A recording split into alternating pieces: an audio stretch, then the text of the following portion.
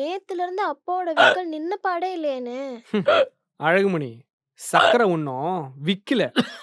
முதலாளி சுத்து வட்டாரத்துல எந்த கடையிலுமே சக்கரை இல்லையாமா, வெள்ளம் தான் இருக்கு, வாங்கிக்கிறான்னு கேக்குறாங்க. டேய் நீ ஏன் சம்பந்தமே இல்லாம சக்கரை வாங்க போன? அழகுமணி தான் பெரிய முதலாளிக்கு கேசரினா ரொம்ப பிடிக்கும் சொல்லுச்சு, அதான் சக்கரை தூக்கல போட்டு கேசரி பண்ணலான்னு பார்த்தேன். டேய் எனக்கு கேசரி பிடிக்கும் தான், ஆனா இந்த ஹோட்டல்ல கேசரி இல்ல, அமிர்தமே கொடுத்தாலும் எனக்கு பிடிக்காது. அழகே எனக்கு வயிற்று வலிக்கிற மாதிரி இது, கொள்ள வரைக்கும் போயிட்டு வந்துடுறேன். ஏய் புறா அவளே. அண்ணே விக்கல் நின்றுச்சுன்னு அப்பாக்கு. அழகுமணி சக்கரைக்கு விக்கவும் இல்ல ம். வயிறும் கலக்கல. அந்த ஆள் நம்ம கிட்ட நடிச்சிட்டு இருக்காரு. நேத்துல இருந்து இப்போ வரைக்கும் விக்க வந்துச்சுன்னு வையேன், இன்னார ஹார்ட் அட்டாக் வந்து மேல போய் சேர்ந்திருப்பாரு. இங்க பாரு சக்கரை, சாப்பிடாம இருக்கிறதுக்கு சாக்கு போக்கெல்லாம் தேடக்கூடாது. நீ இன்னைக்கு சாப்பிட்டே ஆவற. உட்கார். முதலாளி உங்க கேர்ள் ஃபிரெண்ட் வரலையா? மதுரை, அது என் அப்பா இந்த ஹோட்டல்ல சாப்பிட்டு சாகுற மாதிரி அவளுக்கு கனவு வந்துச்சான், அதான் பயத்துல அவ வரலையாம்.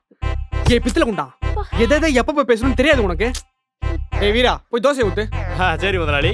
இங்க பாரு அழகுமணி, ஆ. நீ என்ன பண்ற தெரியுமா? இந்த சட்னி சாம்பார் இல்லனா உப்பு காரம்லாம் கரெக்டா இருக்கான்னு பாரு. அப்புறம் நல்லா கிண்டி பாரு, இந்த பல்லி கரப்பாம்பூச்சில விழுந்திருக்கு போகுது. ஏன்னா நம்ம கவனமா இருக்கணும், சக்கரைக்கு எதுவும் ஆவிடக்கூடாது. இந்த ஷாட்ஸோட ஃபுல் வீடியோ பார்க்கணும்னா கீழ இருக்க ப்ளே பட்டனை கிளிக் பண்ணுங்க. ஆலினால் Azhaguraja, powered by Chandran Steeles